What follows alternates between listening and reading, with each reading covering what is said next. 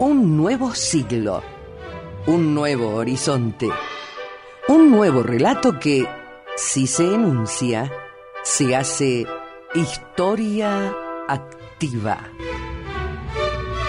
Muy buenas tardes, iniciamos otra edición de Historia Activa y como todos los días hábiles y feriados les decimos, clave la sintonía en el 960, nuestra amplitud modulada. Historia Activa, un programa hecho por historiadores para usted, con la producción general de Rosa Grintal, del historiador asociado Alejandro Cruz, en la investigación bibliográfica Clara María Vargas, y quien les habla, la dirección general José Luis y Orlando. Los invitamos a escuchar este programa de historia dedicado a usted. Buenas tardes, señor historiador asociado. Buenas tardes, señor director general, ¿cómo le va? Muy buenas tardes a toda nuestra querida audiencia de Historia Activa, que a partir de este momento se puede comunicar con nosotros a través del teléfono 423-3822 o nos deja un mensaje grabado al 425-7931, o si lo prefiere también nos manda un mensaje de texto al celular de Radio Nacional, cuyo número es 156-515-522, o nos manda un correo electrónico a historia-activa@yahoo.com.ar. Nos pueden leer los blogs en www.netlog.com/historiaactiva. Nos pueden escuchar online a través de www.radionacional.com, etiqueta emisora, etiqueta LRA6, Radio Nacional Mendoza, y también pueden solicitarnos amistad en nuestra página de Facebook. Ya somos 112 amigos y los estamos esperando a todos aquellos que quieran participar de esta hermosa aventura de la historia. Gracias a Julio Herrera, que nos ha escrito, que ha saludado a su profesor con mucho cariño, a su profesor José Luis Orlando, que lo tengo acá al lado mío,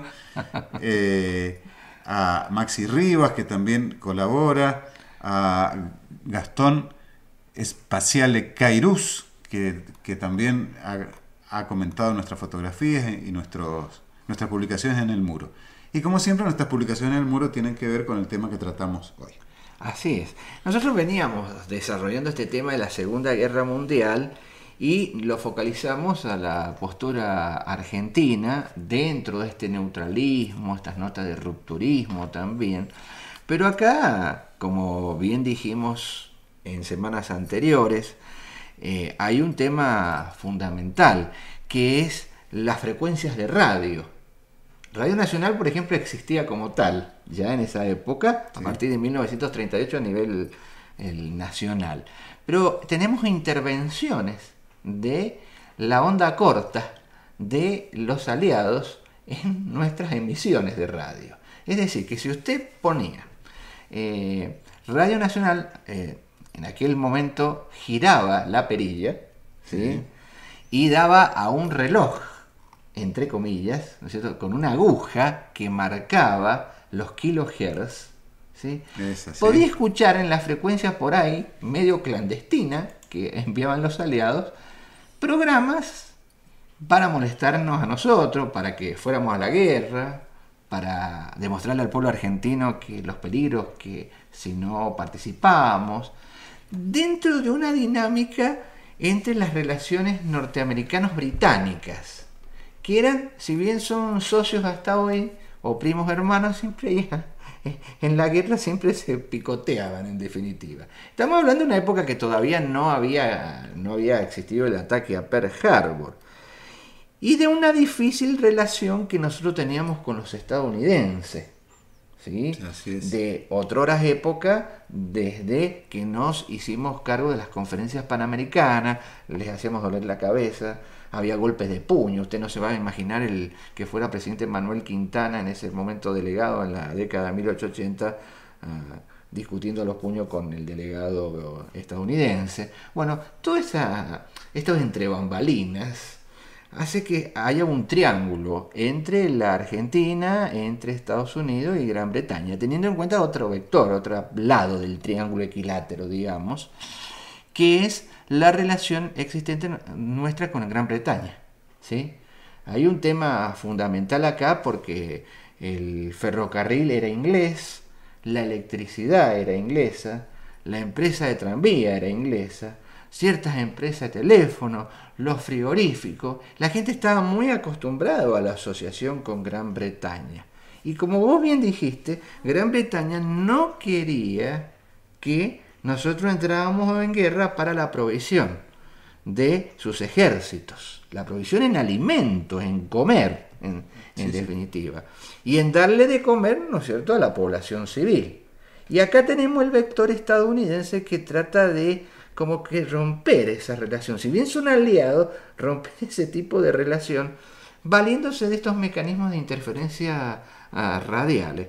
Y aquí vamos a seguir, nosotros lo comentábamos en la reunión de producción y lo vamos a continuar, la tesis del doctor Carlos Escudé, su tesis doctoral hecha en Estados Unidos en 1983 y publicado en un libro en 1987 con el título de La declinación argentina, ¿sí? De 1942-1949, Gran Bretaña, Estados Unidos, y bueno, y ahí se dice la declinación argentina. Donde se sientan vectores, porque esto parece que intervenir en una frecuencia de radio parece que no es nuevo, sino es muy viejo en la historia radial, ¿no? Entonces, sucedían cosas como la que vos vas a leer de puño y letra de don Carlos Escudé, ¿no? Así es, decía lo siguiente: el lanzamiento de una campaña radial antigubernamental. El Departamento de Estado se acercó a la oficina del Coordinador de Asuntos Interamericanos, la OCIA, encabezada por Nelson Rockefeller, para construir una... ¿Qué apellido, no? ¿Qué apellido? Nelson Rockefeller. Este Nelson Rockefeller seguramente es el que después fue gobernador de New York, uno de los principales millonarios del petróleo, ¿no? Así es. Bueno, esta oficina de coordinador de asuntos interamericanos, que está encabezada por este Nelson Rockefeller, número no sé cuánto, para construir una estación de radio de largo alcance a fin de transmitir programas antieje a la Argentina. También se inauguró la transmisión de 3 programas de radio en la Argentina para diseminar propaganda norteamericana. Se empleó a ciudadanos argentinos para mandar cartas de protesta a diarios supuestamente pro-eje, y se persuadió a hombres de negocios norteamericanos para que cancelaran sus avisos en ellos. Estos esfuerzos fueron contraproducentes, ya que la opinión pública argentina estaba sensibilizada y la mayor parte de la campaña era demasiado obvia. Bueno, al leer esto, a uno se le ponen los pelos de punta, en el sentido de que la intervención, sea como sea, a través de una onda de radio o a través de un tanque, es lo mismo. Es lo mismo, ¿sí? Es avasallador igual. Es la guerra de comunicados que hace referencia el señor Walter Martínez en su programa Dossier, ¿sí? En la cadena Telesur. Digo esto porque hay que citarlo intelectualmente, porque como corresponsal de guerra, como analista político internacional, estableció este concepto de la guerra de comunicado. Aparte de la guerra en sí, hay una guerra de comunicado, y eso hace que, según él, se forma un escenario paralelo, y así se motivan voluntades, porque acá intervienen los medios gráficos, intervienen los medios radiales, intervienen argentinos, intervienen cartas, y después, lo vamos a dar el lunes, va a intervenir el papel prensa. Es decir, acá estamos hablando de cosas bastante gruesas, ¿no? Por eso cuando decimos la Argentina en la Segunda Guerra Mundial, no se cree que es algo muy simple, que nosotros fuimos neutralistas seca, nada más, y aquí no pasó nada. Pasaron muchas cosas como esta, ¿no? Claro, entre otras cosas, sí. Y inclusive lo citamos en uno de los primeros programas que dedicamos a este tema. Se descubrió una importante red de espionaje a favor de la Alemania nazi. Eso, por supuesto, fue la noticia de primera plana que buscaron todos los diarios americanos para decir que aquí, en Sudamérica, había un nido de nazis. Y en realidad, evidentemente, este grupo de espías seguramente tuvo el beneplácito de algún funcionario. En aquel entonces, el gobernador de la provincia de Buenos Aires, que tenía unas evidentes simpatías hacia el nazismo y el fascismo en general. Todo eso fue descubierto y saltó la olla, saltó la tapa de la olla, y también se entrecruza con estas otras actividades que, para el decir de los propios americanos, estas serían actividades anti-argentinas. En ¿no? definitiva. Claro, porque ellos siempre acusaron a los argentinos de ser los que hacían acciones anti-norteamericanas.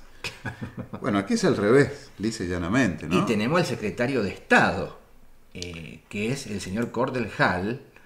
Bien. Que ahí vos, que hemos puesto acá en el muro de Facebook, tiene una cara bastante interesante, ¿no? Que no nos reíamos. Lo dijimos recién, cara de algo tiene. Claro. Sí. Cordell Hull es el secretario de Estado del presidente Franklin Delano Roosevelt. Y es el que después, en la posguerra, va a nombrar al famoso Sprill Reagan. Entonces, acá vamos a ver una dinámica bastante interesante, porque hay un detalle a tener presente y a tener en cuenta, que esto sigue en la posguerra, es decir, no se acaba, que es un poco también lo que es la tesis de Escudé. Así es. Y se relaciona con el advenimiento del peronismo, y está todo muy relacionado, muy imbrincado en realidad, para poder nosotros darle un panorama más claro de lo que sucedía. Y también está relacionado con la tercera posición, que después irá a adoptar el gobierno de Perón. Fíjense de dónde venimos devanando el hilo, ¿no? Sí. Aparte, vamos a ser claros en esto. Desde la embajada norteamericana se gestó la Unión Democrática. Claro. Con lo cual se configuró otra intervención a la política interna argentina.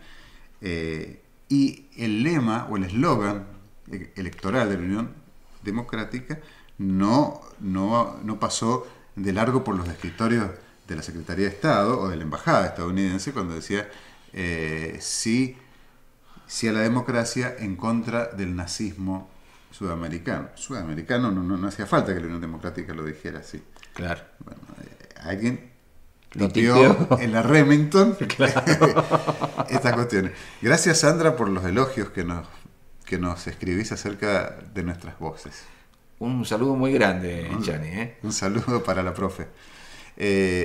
Realmente el tema de las relaciones encrespadas con los Estados Unidos durante la Segunda Guerra Mundial es muy importante, porque tiene que ver después con el tratamiento que se nos dio como nación una vez terminada la guerra y una vez que Estados Unidos se convirtió en una de las principales potencias. Claro, porque primero destruyó Europa, Sí. Contribuyó a destruir Europa. Arrasó. Con los bombardeos y todo lo que la historia que nosotros hemos dicho muchas veces, y después largan, así entre comillas, el plan Marshall, de aquel general Marshall ese que aparece en La búsqueda del soldado Ryan, aunque la película es ficticia, ¿no es cierto? Sí. La historia es ficticia. Aparece el general Marshall, el jefe del Estado Mayor General del Ejército Americano, que después devenido también en político, y nosotros no entramos en el plan Marshall, nos dejan de lado como proveedores de esa Europa. O sea, nos castigan, en definitiva. Claro. Ahí hay un castigo, Sí, que es sí, un poco también lo que sostiene Escudé. Es un libro bastante interesante. Insisto, una tesis de 1983, publicada en 1987, y que de alguna manera, ¿no es cierto?, tiene su vigencia hasta hoy, ¿no? Vamos a decir también que el otro gran castigado o gran castigada fue España. ¿Sí? Que por eso es que se realiza en 1947 el viaje de Eva Perón a España, justamente a llevar barcos con comida y con distintos tipos de auxilios sanitarios para la nación franquista, que se estaba recuperando de la guerra civil y que por su neutralidad también fue castigada por el Departamento de Estado de los Estados Unidos. Claro, acá vamos a ver en los días venideros, la otra semana, la interacción de muchos personajes que usted conoce en la historia argentina con el Departamento de Estado. No se lo pierda, ¿eh? Seguimos a Escudé. Que pasen un buen fin de semana. Hemos llegado al final y los esperamos el lunes en Historia Activa. Hasta el lunes, gracias María del Carmen Jurisic en la operación técnica. Hasta el lunes. Historia Activa.